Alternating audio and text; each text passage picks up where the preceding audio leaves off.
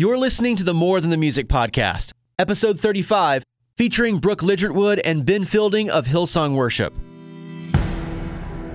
We don't just kind of sit around, let's drum up some clever thoughts and some great melodies and put it out there. Like, there is a weightiness and a sacredness to worship and to bringing an offering to God that we don't take lightly. We don't take ourselves seriously, but we take the offering seriously. You know, we take worship seriously. A really core value in our songwriting community is making sure that what we're bringing is scriptural and truthful. So before a song or a lyric is ever brought before a congregation, it's been gone through with a fine-tooth comb by our global teaching pastors to make sure that what we're saying is correct and truthful. You're about to hear the strenuous process a song goes through before it's ever sung, how they maintain a sense of community with Hillsong being a global church, what it's like collaborating with so many songwriters and musicians around the world, and the one weird thing about America that they absolutely love. I'm Justin Paul, along with Brooke and Ben from Hillsong Worship, and we're going to talk about a lot more than just the music. More Than the Music is hosted by Justin Paul, a touring musician turned national radio personality who loves the dramatic, humorous, sometimes tragic, and often inspiring story behind the songs from your favorite artists. You can connect with the show at wayfm.com/Justin. Now here's your host, Justin Paul. I am so thrilled to be joined on the More Than the Music podcast by a couple of folks in Hillsong Worship, Ben Fielding and Brooke Ligertwood. How you guys doing? Very well. Good. Hey, I was so nervous that I was going to screw up your last name there. You nailed it. Did I get it right? You should be the professional Ligertwood sayer, name sayer. I'm sure people screw that up all the time. Oh yeah, I'm used to it. So you crushed it. Good. I feel like the interview's already off to a great start. We're winning. The fact that I can pronounce your name properly. We're winning. So we're talking about the new record, Let There Be Light, and the songs that were recorded live at Hillsong Church in Sydney, Australia, right? Yeah, in fact, recorded at our conference in July in Sydney, Australia. And it was wild. We had like literally 25,000 people packed into an arena in Sydney. Yeah, it was just an incredible week. Before we jump into the music, though, let's go back to how you guys got started with Hillsong Worship. I'm sure there's a story. Take us back to the beginning and how this whole process got started. Let's start with you, Ben. Well, I moved from Melbourne to Sydney in Australia in 2004, so I've been there now 12 years. And when I moved already, I mean, Hillsong Church had been an incredible church for 20-odd years. I sort of joined what was an incredible music legacy, essentially. You know, just a team of people that love God, love church, and were writing incredible songs. And so somebody that came to Sydney loving music, loving worship, getting involved in that environment is absolutely life-changing. Brooke, you've done so much music throughout your entire life. I mean, I read somewhere that you started like writing songs at 12 or something. Mm-hmm. And then how did you get involved with Hillsong Worship from that point? When I was 18, I signed to Sony Music directly out of high school. So I've had a mainstream career under my maiden name, Brooke Fraser, since I was 18, since 2002. Then a couple of years after that, I was 20 and we were getting ready to release my first album in Australia. And so I flew to Australia with my band to do a showcase for the label, and a couple guys in my band had friends that went to Hillsong. So the first night we arrived in Australia, we had the night off. So we went to a barbecue and I met all these people from Hillsong that would go on to become my best friends in the world. My husband was one of them, actually. And I kind of felt like I'd found my people. Like I felt like I had come home. I had a sense of home like I'd never had before. So that trip, I decided to move to Australia. So 6 weeks later, all my stuff was in shipping containers and I was on a plane to Australia, and I moved and became part of the church and part of the team, and the rest is history. So how do you guys go from moving to Sydney to getting in one of the biggest worship bands in the world? Is there like an audition? Is it like The Voice? Like, how does it work? It's a lot exactly like The Voice. Yeah. It's more X Factor, probably. No, it's incredibly relational. And I mean, it's like any church, you know, in the world. You kind of go and it's incredible. Like it's a big church, but it's such a small church as well. And so I just got connected with people. Like I spent a year in Sydney. I was traveling, playing music, but spent like over a year just in church, just, you know, going along to our creative nights that we have every week. It became my church community, I guess, before I even got involved on the platform. And then it's just little by little, you get more and more involved and it becomes your life. Mm-hmm. I guess one of the things that sets Hillsong Worship apart is that we aren't a band. We're like a team from a local church, and the Hillsong Worship platform, I guess, is representative of people across our campuses. So Ben's, you know, at Hillsong Sydney. My husband and I have been at Hillsong LA now since the start of Hillsong LA 2.5 years ago. But really whatever you see on the platform is really a glimpse of what's happening off the platform. So all of us who carry any responsibility on the platform also carrying leadership positions, just serving in church week to week, that are separate from music. So I think that's really one of the strengths of our team and the strengths of our community and the strengths of our songwriting, is that none of us are kind of, I guess, we're not session musicians in that sense. You know, we're not employed or on staff to do this. We're all kind of doing other things and carrying the church and building the church and being with people week to week. And out of the overflow of that comes these songs and this sound. Well, going back to something you just said, that you're not a band, because people might hear Hillsong United or Hillsong Young and Free or Hillsong Worship and go, okay, what's the difference? Like, I see some of the same people on stage and kind of all three of them. Like, what's going on here? Well, essentially, Hillsong Worship is just the banner over all of our church music. And so, the guys in Young and Free, they lead worship and play at youth every week. The guys in United are serving on our platforms right throughout the week. So in that sense, they all get involved in Hillsong Worship because that is our church team. Yeah. In that sense, it's not a band. Yeah. At all. So Hillsong Worship is kind of all of us together. Yeah. It's everybody. Now, there are a lot of songwriters and obviously a lot of musicians who are working with your church. I mean, really a global church. Like, how do you make that work from day to day, from week to week, or even record to record? Like, getting everybody together, picking all these songs that all of these individual songwriters have written to put together a project? Well, it's always an evolving thing too, because of course, church in the 12 years that I've been there has changed so much. It's gone from what was predominantly just sort of one campus to now having locations right across the world. And so even, this year, like, again, the process kind of changes because, like, our core sort of leadership team is now sort of more spread around the world, which is great because what it does mean is that we're sort of drawing in more of the team, like, in those other locations. But we've got great friendships, and I think that's always been the key, and it's always going to be the key, I think. Yeah. It's super relational, and like Bobby, our senior pastor, kind of describes our church as one house with many rooms, each kind of location being like a room. And I guess our Sydney campus, our flagship, home campus, she talks about it like the living room. So it's kind of like everyone has their other rooms, but we all get together in the living room like a few times a year and kind of gather, and, there's FaceTime and iMessage, which are greatly helpful to our cause. But yeah, I think it's not as difficult as it might seem. Of course, it comes with its challenges, being a global church that also operates very much on a local level. But I think we're getting there, and it's all very organic, very natural, very relational. You guys are pretty much all friends too. I've heard there are some hilarious group texts that go around between amongst you guys all the time. Yes, that is very true. Like, what might be a typical Hillsong church group text amongst the musicians? Are you cracking jokes? Are you talking songs? Is it more serious?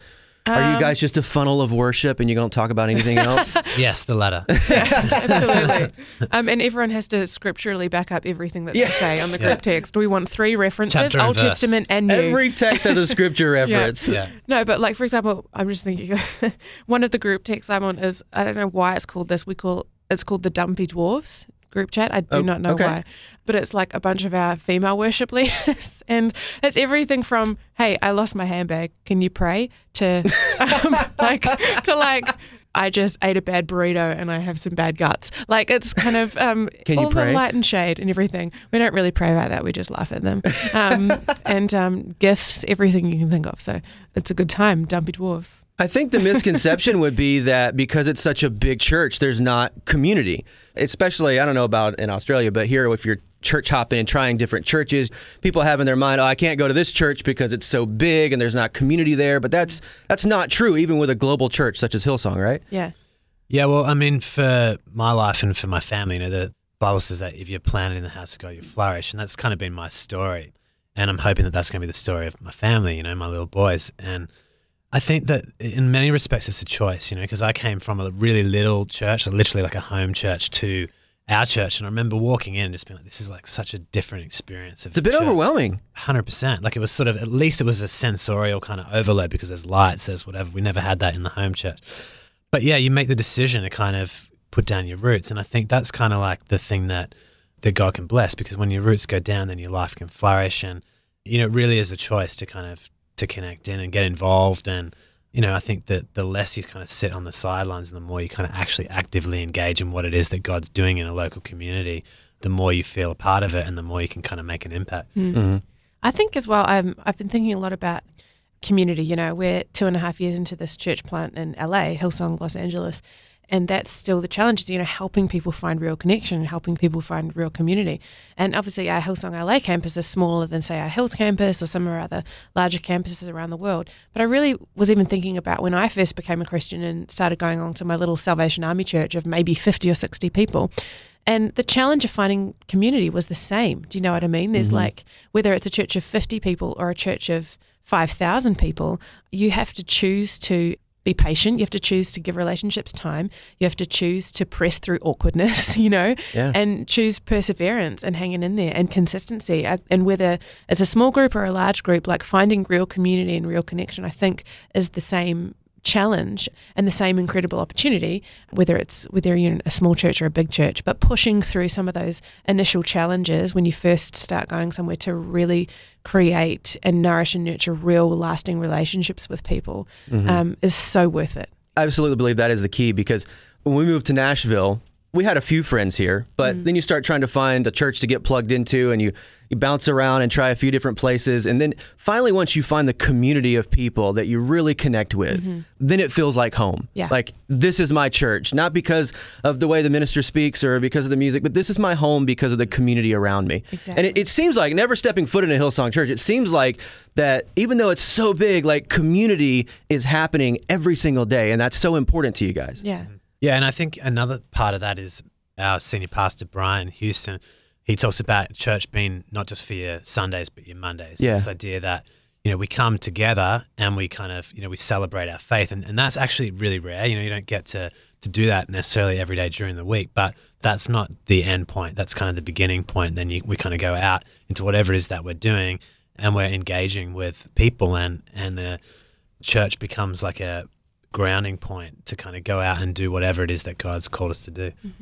I've noticed too, like, anytime I watch Hillsong Worship on YouTube or see any of the videos, like, everybody in the audience knows the song, like, immediately. Has there ever been a point where you introduced a song and people just didn't sing? Like, they were just like, I'm not sure about this one. Because everything I see from Hillsong, it's like, everyone is singing. Yeah, well, we don't put out the videos where they don't. We keep those videos hidden. Yeah, we definitely bring songs to our church. And the truth is, they're incredibly gracious, our church. And, you know, we have a process to try to, like, filter out the songs that probably we shouldn't bring at all. But it is a bit of a mystery still, you know, what people are going to connect with and what they're not. But yeah, there's definitely been those times where you'll bring something. It's always a bit nerve-wracking as a worship leader, particularly if you wrote on the song, because you got this belief in it, and you bring it and you're not sure what you're gonna get back.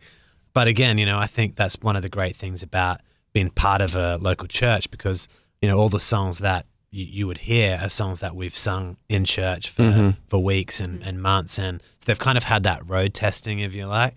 I would imagine as a songwriter writing worship music, that's a big responsibility, you know, like, you're leading people in worship to God. Like, that's a big deal. So I'm sure the process of writing a song, that's a pretty heavy burden, I would imagine, right? Yeah, it's costly, you know. We don't just kind of sit around, let's drum up some clever thoughts and some great melodies and put it out there. Like, there is a weightiness and a sacredness to worship and to bringing an offering to God that we don't take lightly. We don't take ourselves seriously, but we take the offering seriously. You know, we take worship seriously. We take God seriously, and the privilege of His presence, you know. So it is a huge way. I think we're really blessed that a really core value in our songwriting community is making sure that what we're bringing is scriptural and truthful. So two of our global teaching pastors, Robert and Amanda Ferguson, they kind of vet all our lyrics. So before a song or a lyric is ever brought before a congregation, it's been gone through with a fine-tooth comb by our global teaching pastors to make sure that what we're saying is correct and truthful. And certainly, you know, there's lines that sometimes, you know, there's some poetic license, but we have to make sure that what we're saying is defendable scripturally. If things can be interpreted in a few ways, that hopefully the way that we're phrasing it is leaning towards the correct interpretation that's our intent. There's a lot that goes into it, for sure. Is that graded with like a red pen, like a teacher would grade a test or something? Yes. Is it really? No, I've had some great conversations. You got a B on this one. Go back to the drawing board. But kind of one of the great things about it is that it's not just even about, yes, you can sing this, no, you can't, but the conversation that it promotes, you know. So all of our, especially for some of our younger writers, like the young and free writers, I know Robert and Amanda, they get into some great conversations, with these young writers who, some of them have only, known the Lord maybe a few years. So it's actually an amazing tool to be able to kind of really nut out some of our personal theology as well, know.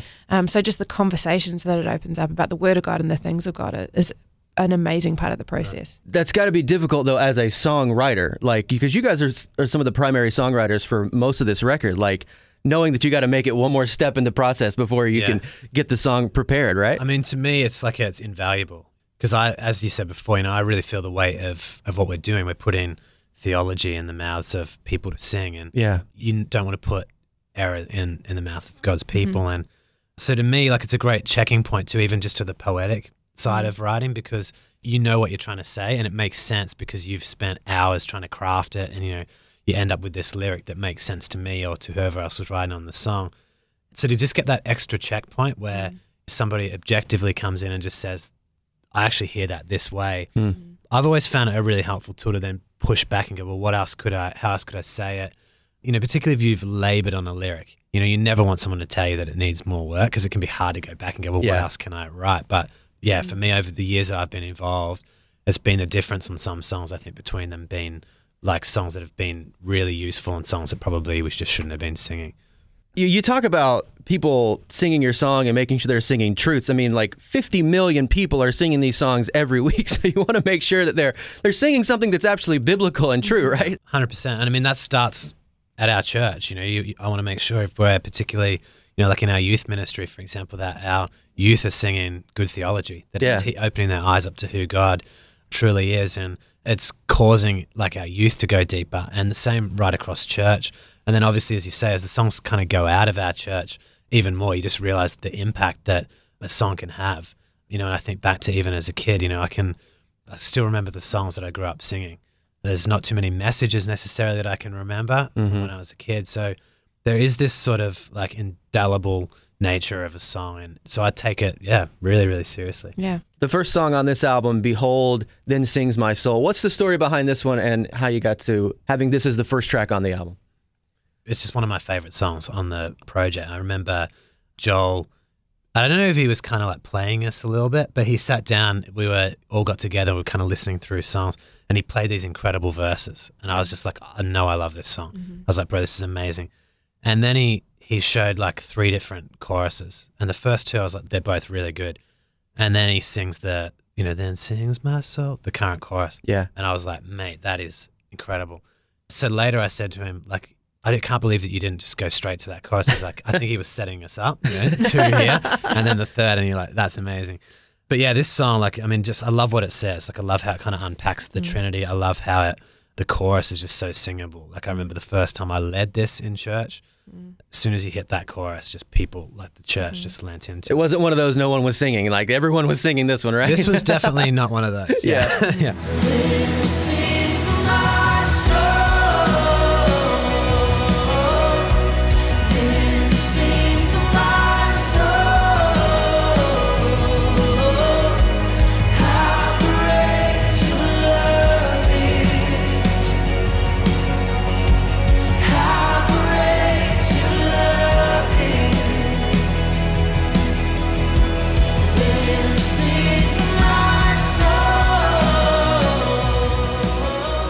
Man, one of my favorite songs on this album is What a Beautiful Name. This is the one I kept going back playing over and over and over again. Brooke, you lead this one on the album. What's the story behind this song? So Ben and I wrote the song. What's crazy is it hasn't even been a year, I don't think. And so it's also fresh. So it was probably almost a year ago in Sydney, Australia. We got together in some of our writing rooms and... In humble beginnings. By writing room, I mean cubicle. And this song began, Ben came with the first 2 lines of the verse, the opening verse, and that melody and those lines just got me. I knew there was something about this. And so we kind of teased it out, wrote it over a few days, and then it was a lot of revision, kind of back and forth. Yeah, well, the bulk of the song we had pretty quickly, which is incredible because it doesn't always happen like that. And I would say that basically within a few days we'd kind of finished, 95%, 98% of the song. And then we knew that there were still lyrics that kind of had to just sync. And so that literally took 3 or 4 months. we were kind of had a iMessage going like back and forward, and Brooke would send me these like basically like a thesis every week with research that she'd been doing. And that was actually, it was awesome. Sorry. Where do you do your research? Google. Wikipedia? No, absolutely not Wikipedia. I hate Wikipedia. Don't hate Wikipedia. I do hate it. It's the people's encyclopedia. No, it's I got most of my information from this interview off Wikipedia. Yeah, gosh, yeah, it's it's very terrible. factual. It's so terrible. I don't know. I guess I really enjoy going a little deeper with things. So behind every line, there's kind of stories and layers and depths, but getting a bunch of scriptural resource and then kind of reading a bunch of commentaries on things. And honestly, often when I do that with songwriting, none of that might necessarily make it into the final version of the song, but I kind of enjoy learning and studying about kind of the richness behind a lot of these themes that we get to write about. So yeah, and that was a great process because it was eye-opening, I think.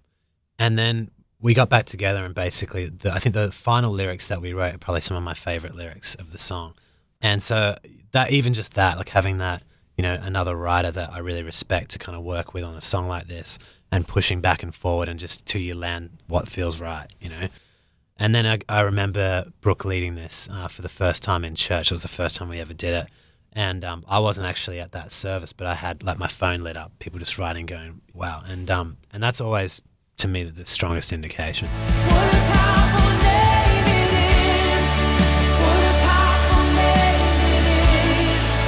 The name of Jesus Christ, my King. What a powerful name it is. Nothing can stand against. What a powerful name it is. The name of Jesus. You have no rival. The first time I heard this song, it felt like I had heard it before, even though I hadn't. And I would imagine as you're singing this and leading people in church, like you're writing songs of worship, but you're also writing songs that they can sing out and that resonate in their heart. So it's really cool to hear the process and the prayer and the months of preparation that actually go into a song like this. Because even for me, like I've played drums in worship bands since I was a kid, like singing and performing these songs, there's something special about them. And I think a lot of it has to go with the process that you've just talked about. Yeah, I mean, I think the process is kind of what hones and takes out the bumpy parts, whether it's lyrically or musically. And, I always think when I'm writing of the person that's coming into church and they're not necessarily a singer or a musician, but they want to worship. And, and so these are just tools to put in people's hands to kind of say something that they've wanted to say to God. And so there's that aspect, but also I think there's something powerful about the unifying of the church that happens when we all sing the same thing at the same time. And so if a song can be simple enough that everybody can grab it, but still have a profundity about it so that you can keep singing it and it keeps revealing something in layers of who God is. I mean, that sounds like an easy thing to do, but that is the challenge of songwriting, how you do that. And so hopefully, I think of some of the songs on this album, like Let There Be Light, which to me has done that incredibly well because it unpacks Luke 4, which is one of my favorite scriptures where, Jesus opens Isaiah and reads that this is the day of the Lord. There's freedom for the oppressed, sight to the blind. And the way that the guys unpacked this, Brooke was a writer on that song, Scotty, Joel, and Crocker. And I remember when I first heard that, I was just like, I've wanted to sing this for so many years, and I just haven't been able to write it. And so the fact that they were able to do that, for me, like as somebody that stands in church and sings, I mean, it's such a gift. Let there be light. Open the eyes of the blind. Purify our hearts in your fire. Breathe in us, we pray. Jesus, let there be light. You guys, Brooke, you're in LA now, but Ben, you're still in Sydney, Yeah. right? How often do you get to go back home? Originally, you're from New Zealand, right? So yeah. do you get to go back to New Zealand very often? How does that work for you? I do actually, probably to New Zealand once or twice a year, Australia more so. So my husband and I will go back for kind of our major conferences. I'm always involved in Colour, which is our women's conference, Hillsong conference, obviously our main conference where we record the album as well, and then often some holidays. So we're usually back for 3 times a year for about 6 weeks. So we still spend a good amount of time in Australia. What's like one of the first things you have to do when you get back home? Because I know like when I go back home, there's this one restaurant that I have to eat at. Like it's my jam. And it's really just like fast food Japanese hibachi. Like it's nothing special, but it is amazing. Yeah. Like as soon as I get in my town, before I leave, I have to go to that restaurant. Yeah. I always have to get a good flat white because coffee can be good here in America. But are you dissing our coffee? Yeah, it's dangerous. I know, I'm walking in dangerous territory. But I mean, Australian flat whites, you can't go wrong. So I have to go. You mean there's something better than places. Dunkin' Donuts? It's just different. Not better. Let's just say it's different. Let's just say the palate. The palate evolves to its location. Yes. So where do you go? Is there a special spot that you go to get that? I usually go to, actually our friends have a cafe called the Tuck Shop. And so I often go there and get a flat white and some avocado toast and I just luxuriate. Avocado toast? Mm-hmm. Oh, that's interesting. You ever had that? I don't guess I have. Okay. There's actually some good avocado toast in LA. If you ever come to LA, I will. And I think I will come just for that. But you could fly to LA especially. Is there avocado toast in Nashville? Oh yeah. Really? Absolutely. Just avocado on a piece of toast? Is that? I recommend a nice piece of bread. So that's important. Like a nice sourdough, something quality like bread. Good quality bread. bread. Artisanal like bread. Wonder Bread. No. I mean, you could, but let's think fancy bread. Artisanal bread, wood fired is best, so it gets that kind of smoky kind of flavour. A little bit charred. We want to create the perfect product, but we don't want to take it outside the reach of the average bread user. Yeah, no. So good bread, toasted well, a little bit of olive oil on the base, and then basically some avocado ideally with like some lemon juice or something, some chili flakes, some salt and some good ground pepper. What time of day do you eat this? Any time. Any time of day. Is this a breakfast meal? But especially Can be breakfast. with a poached egg. Fantastic. Yeah. Lunch, maybe a chorizo. Yep. Okay. That's grilled. Dinner, probably eat something more substantial. Yeah, probably wouldn't would be have my avocado. advice. You guys should do a Hillsong cooking show. Yeah. You guys sound like you could do that quite well. Thank you. Let's see. I don't think our ratings would be fantastic. But So after you've spent a week in America, what's the first thing you do when you get back home? well, I've got 2 little boys, and so it'll probably be to spend some time with them. But my oldest son, who's 4, he loves public transport. That's just his thing. I don't know why. Okay. So we'll probably end up riding the train, a couple of buses. Just where do you go? Just Doesn't anywhere? matter. You just ride. Yeah, Just ride so the I'll train. just be like, what do you want to do? Be like, he calls them adventures. He's like, I want to go on an adventure. And he'll say, we need to ride the train, maybe the bus. And we live down near the water in Sydney, so often a ferry. And that's it. We just ride around. Like I've literally hopped on the train, gone 2 stops, hopped off, gone 2 stops back. And he's like, keep going, Dad. So we just keep going back and forth. He's loving it. Kids nowadays have iPads in front of their faces. Your kid just wants to ride the train around town. That's pretty much it. Yeah. It could be worse. Now, what's the first thing you do when you get to America? Like, what is the American thing to do for people who aren't from America? Starbucks. Would you just dissed our coffee? Yeah, no, Brooke did. Okay. Like I love certain Starbucks coffees, and I'm going to go out and say that. But I think, like, for me, like, America and Mexican food go hand in hand. So you come to America to eat Mexican Yeah, that's food. right. Like good burritos. I mean, you can't get them really in No, Australia. you can't. Never, ever, ever try and eat Mexican in Australia. It will not work out for you. And you basically have to come through LA to get anywhere in America. Do you think, like, the recipes just got lost because it's so far? It's too far. Yeah. The distance is too far. Just like actually Asian food in Australia is unbelievable. Amazing. But like Amazing. amazing. But I don't know. In Europe, you probably shouldn't have Asian food. You know?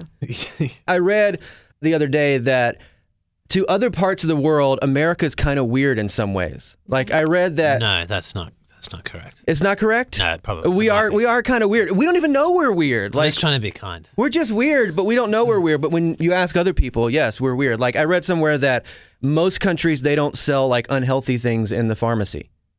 Like gummy bears and Coke and soda and... Oh, yeah. No, in Australia, we would sell like jelly beans or like little, for those who need the glucose. Yeah. Coca-Cola, I've never seen in a But there are pharmacy. like 2 candy aisles in our drugstores. Like, Yeah, that no, sounds that's unusual. mildly Which is- irresponsible. welcome to America.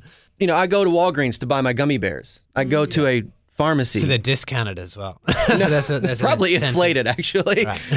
But they make you wait there to get your prescription, so you end up buying like 3 packs of gummy bears while you wait. Well, I guess it's sort of a self-propagating industry. Yeah. But Okay. I also, one of the things I love about that, I think that comes back to your love of convenience, which I really appreciate. I respect that. So living in America now, I so appreciate that I can go to a Walgreens and get like a T-shirt and some cashew nuts at 9 p.m. at night if I need that, you know? Yeah. And that's another thing on the list that I saw was that people say we're weird because everything's open 24/7 around here. No, but I appreciate that. Yeah. It's a I good love thing, that. right? Yeah, That's it's very convenient. Highly prized. Yeah. So my wife is Canadian, and when she moved to Australia, she was shocked at what time things closed. Yeah. Very early. I try to point out it's because people need to get home to their family. She's like, no, Where do you go? we have to fly here. So, you know, to So where do you save go 1 a.m. when you want something? to save $12 on a T-shirt, I will fly all the way. Well, let's talk about something that's a little more pertinent to what Hillsong Worship is all about. This song, In Control, on the album. What's the story behind this one? Yeah, so this is a song that was written basically about the scripture where Jesus and his disciples are out on the water and a storm comes up and Jesus is just there sleeping. And then he gets woken by his disciples who say, what are you doing? Sleeping, like we're basically going to die out here. And Jesus speaks and calms the storm. And what I love about that picture is that even in the middle of what is just like this wild storm, Jesus is at rest. To me, that's just a really clear picture of the fact that Jesus knew who he was. He knew what authority was at his disposal, what power was at his disposal. And so he's at rest. But what I also love is that he heard the fear of his disciples and speaks into the middle of that and actually calms the storm. And so I don't know, for me, this was a song that you just don't know what people are going through, you know, and I think that the one thing that we can all do is trust God because he's completely trustworthy, but is to renounce control, you know. So if we're facing things that feel out of control, it's actually okay because we put our control and our trust into the Lord. And so to me, this song is just it's a continual prayer. You know, whether life is good and I feel comfortable with being in control of my life, I still need to kind of offer it up. And if I feel like life's out of control, this is still the same confession. Oftentimes in the out of control moments, that's where we really learn to trust God. Because when we feel like we're in control, we don't necessarily feel like we need anyone else's help. So I think it's in the out of control moments that we learn to grow and we learn to trust him and we learn to have faith. And I think that's the challenge to me actually is often more, as you said, like when things feel like they're actually going all right, like, and you feel like you can kind of control things, but that's actually like, you know, songs of surrender are really important because I think we got to remind ourselves that our faith is actually about like renouncing control and actually saying to God, like, take even the things that are going well and let me use them to bring glory to. Lift my hands to heaven, hear my heart surrender. I tell my soul again, you are Lord of all. And though the seas are raging, you will speak and tame them. And you will find my rest, you are in control. I'm sure like writing so many songs that the church sings, you hear stories all the time of people as they respond to your music. Brooke, you've heard a story about this song, As It Is in Heaven, that really stuck out to you, right? Yeah. When the album first came out in that first few days, there was like a hashtag, a Let There Be Light hashtag. And I was just kind of browsing through the hashtag one night, feeling so inspired as people kind of shared some of their interactions with these songs and what had come from them. I came across this post from a girl who's actually in our church in Amsterdam. We have Hillsong Amsterdam. It's a beautiful photo of a guy taken perhaps in the 80s or the 90s, and he's out in a field like inspecting a crop. And she writes this. She said, "This man, while scrolling through my photos, I kept looking at this one. My dad is inspecting the crops. The look on his face, what's he thinking? Recently, my mum wrote an article about him in a magazine about the fact that he can't recognize faces, has trouble recognizing objects and finding the right words. They call it prosopagnosia. For him, it is like living in China for the rest of his life, waking up next to my mum every day but not really seeing her. He sees her and doesn't see her. He does not recognize me or anyone else. He won't see what my future husband looks like. He won't see how my future children look. You can say, well, he survived the stroke, right? He's doing okay. But I find this the hardest one of his disabilities, that he lives in a world filled with strangers and never sees a familiar face. He does not even recognize his own face.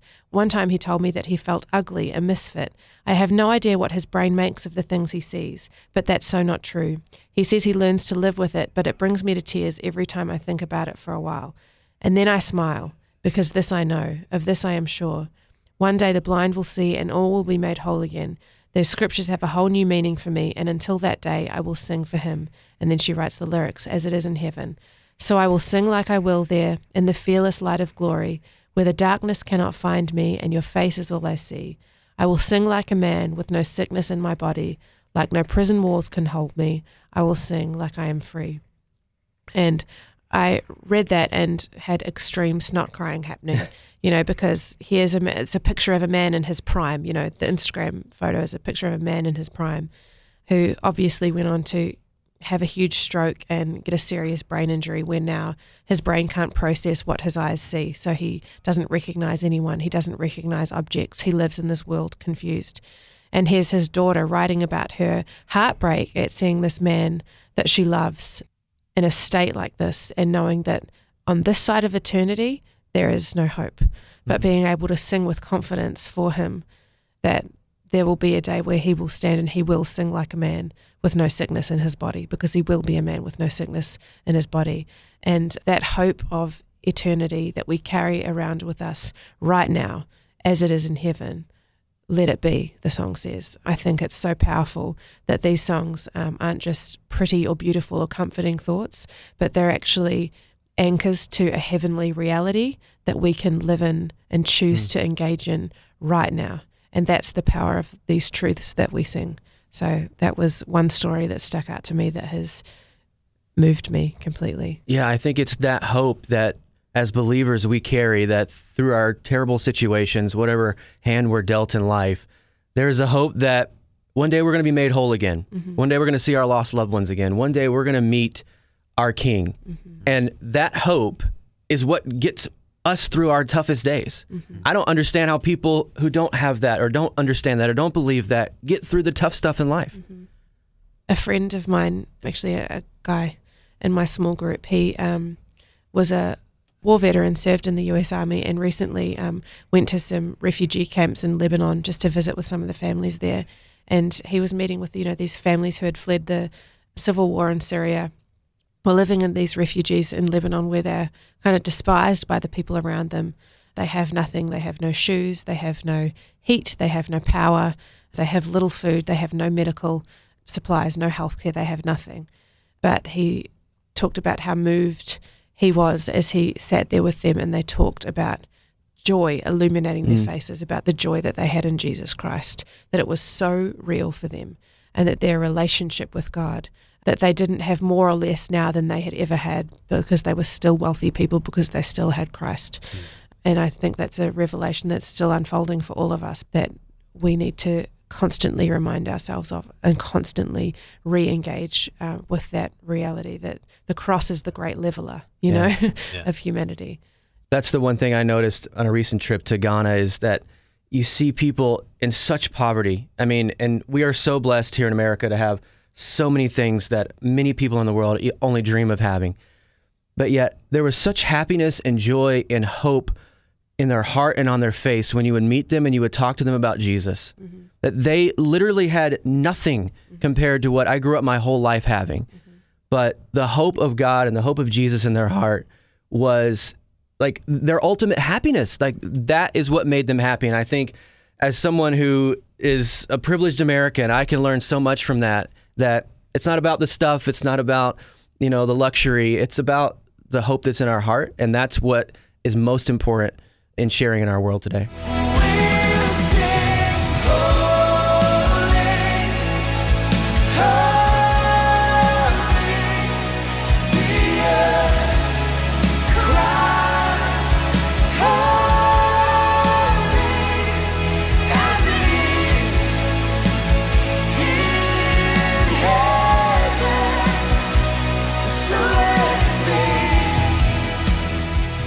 be. Guys, thank you so much for being here. I love the fact that we're able to learn a little bit more about you and for you to share the stories behind the songs on Let There Be Light. Thank you so much for doing this. I really appreciate that. Thanks so much, man. Thanks for listening to the More Than the Music podcast, episode 35, featuring Brooke Ligertwood and Ben Fielding of Hillsong Worship. Your feedback on the show is so incredibly valuable and so appreciated. So if you've enjoyed this episode or any others, would you kindly leave a 5-star rating and review inside iTunes? I'd also love to connect with you. To find out more about the show and to even have a chance to win an autographed copy of Hillsong Worship's Let There Be Light that was featured in this episode, just go to wayfm.com/Justin.